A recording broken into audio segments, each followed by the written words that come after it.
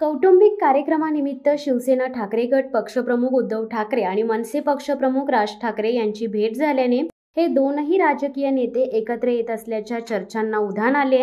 राज ठाकरे यांचे भाचे यश देशपांडे यांच्या लग्न सोहळ्यासाठी उद्धव ठाकरे उपस्थित राहिल्याने तसेच दोघांमध्ये संवाद रंगल्याने दोघे एकत्र येण्याच्या चर्चेला पुन्हा सुरुवात झाली. विधानसभा निवडणुकीत मनसेचा फार धुव्वा उडाला तर शिवसेनेचीही पीछेहाट झाली. यानंतर लगेचच ठाकरे बंधूंनी एकत्र येण्याची चर्चा सुरू केली. विधानसभा निवडणूक प्रचारात राज ठाकरे यांनी उद्धव ठाकरे यांच्यावर पहिला गद्दार अशी टीका केली होती. उद्धव ठाकरे यांनीही राज ठाकरे यांना प्रत्युत्तर दिले होते. एकत्र येण्याविषयी निर्णय घेण्यास दोन्ही नेते सक्षम आहेत. घरगुती लग्न सोहळ्यात सर्व सगळे सोयरे एकत्र येतात. ठाकरे बंधू त्या दृष्टीने एकत्र आले होते. भाजपच्या कपटी नीतीचा फटका यापूर्वी शिवसेनेने घेतला आहे. आता हाच अनुभव मनसे घेत आहे.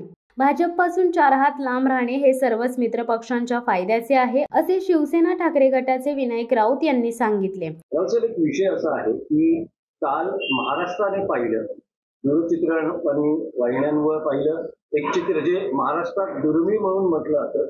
राज ठाकरे आणि उद्धव ठाकरे एकत्र दिसणं, मग तो कौटुंबिक सोहळा का असेल.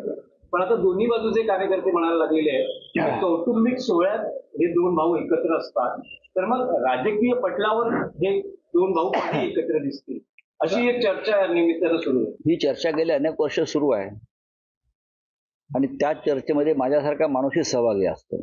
बरोबर.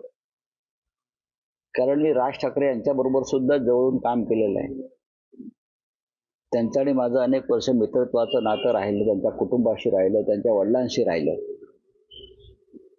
सगळ्यांशीच राहिलं. उद्धव ठाकरे माझ्या पक्षाचे नेते प्रमुख आहेत, तेही माझ्या जवळचे माझे भाऊ आणि मित्राप्रमाणेच आहेत. काल दोन भाऊ एकत्र आले, आता नक्कीच महाराष्ट्राला आनंद होतो. ठाकरे कुटुंबावर महाराष्ट्राचं जीवापाड प्रेम आहे, एक लक्षात घ्या. ठाकरे कुटुंबाचं या महाराष्ट्राशी एक नातं आहे, आणि कोणत्याही ठाकरेंकडे साधारण त्याच दृष्टीनं मराठी माणूस पाहतो. आता दोघांचे हे पक्ष वेगळे आहेत. राज ठाकरे यांनी स्वतःचा एक पक्ष स्थापन केला आहे. त्या पक्षाच्या वतीने ते भारतीय जनता पक्षाबरोबर राहून काम करतात. देवेंद्र फडणवीस, नरेंद्र मोदी, अमित शहा हे त्यांचे आयडॉल आहेत. आमच्या पक्षाचं तसं नाही. आमच्या पक्षाची भूमिका आहे की नरेंद्र मोदी, अमित शहा, देवेंद्र फडणवीस हे महाराष्ट्राचे शत्रू आहेत आणि त्यांच्याबरोबर आम्हाला काम करता येणार नाही. महाराष्ट्र लुटण्यात, मुंबई लुटण्यामध्ये, मराठी माणसावर अन्याय करण्यामध्ये, शिवसेना फोडण्यामध्ये या तिघांचं फार मोठा सहभाग आहे. अशा व्यक्तींबरोबर जाणं हे महाराष्ट्राची बेमानी ठरेल आणि दुर्दैवानं राज ठाकरे हे अशा लोकांची भलामण करतात व त्यांच्याबरोबर राहतात. एकीकडे भाजपबरोबर आम्ही राहिलो असा आमच्यावर आरोप होईल, नक्कीच राहिलो, व राज ठाकरे आमच्याबरोबर होते. हे एक वैचारिक मतभेदाचे दोन वेगळे प्रवाह. कुटुंब एकच असतो. अजित पवार आणि शरद पवार भेटतात ना, रोहित पवार जाऊन भेटतात त्यांच्या काकांना. पंकजा मुंडे आणि कोणते आमचे धनंजय मुंडे वेगळ्या पक्षात असतात आणि एकत्र येतात भाऊ म्हणून. ते जे कोकणातले राणे आहेत त्यांचा एक मुलगा इकडे, एक मुलगा तिकडे. थोडे कुटुंब एक असते. त्याच्यामुळे कुटुंब म्हणून एक आल्यावर सुद्धा काही महाराष्ट्राच्या दृष्टीनं काही महत्वाचे प्रवाह असतात. त्या प्रवाहामध्ये आम्हाला वाहत जाता येत नाही.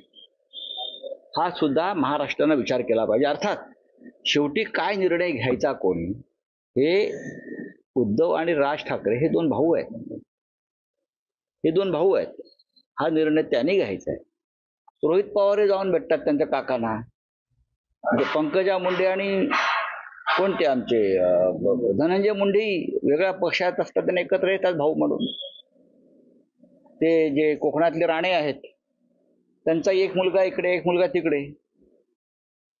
थोडे कुटुंब एक असते. त्याच्यामुळे कुटुंब म्हणून एक आल्यावर सुद्धा काही महाराष्ट्राच्या दृष्टीनं काही महत्वाचे प्रवाह असतात. त्या प्रवाहामध्ये आम्हाला वाहत जाता येत नाही. हा सुद्धा महाराष्ट्रानं विचार केला पाहिजे. अर्थात शेवटी काय निर्णय घ्यायचा कोणी, हे उद्धव आणि राज ठाकरे हे दोन भाऊ आहेत. हा निर्णय त्याने घ्यायचा आहे आणि त्याने घेतलेला निर्णय मला माहिती आहे की महाराष्ट्र मान्य करेल. नाही पण राऊत साहेब, नजीकच्या काळात उद्धव ठाकरे, राज ठाकरे हे राजकीय व्यासपीठावर युती म्हणून एकत्र दिसू शकतात का, किंवा तसे काही प्रयत्न होऊ शकतात? कोण प्रयत्न करणार? तुम्ही म्हणतात तुम्ही दोघांचे मित्र आणि बरे मित्र दोघांचेही स्नेही अहो, आहे. असं आहे की अनेकांचे मित्र हे असतातच एकमेकांकडे. पण माझ्या दृष्टीनं कालचा लग्न सोहळा हा काय राजकीय विषय नव्हता. हा राजकीय विषय कसा का असू शकेल? याआधी सुद्धा उद्धवजी आणि राजजी हे अनेक कार्यक्रमात एकत्र आले आहेत. परवा ताज लँडसनच्या एका कार्यक्रमात एका सोहळ्यामध्ये होते, त्याच्या आधी ते होते. त्याच्यामध्ये तुम्ही राजकीय नजरेनं सध्या पाहू नका. शिवसत्ता टाइम्स न्यूज ब्युरो, मुंबई.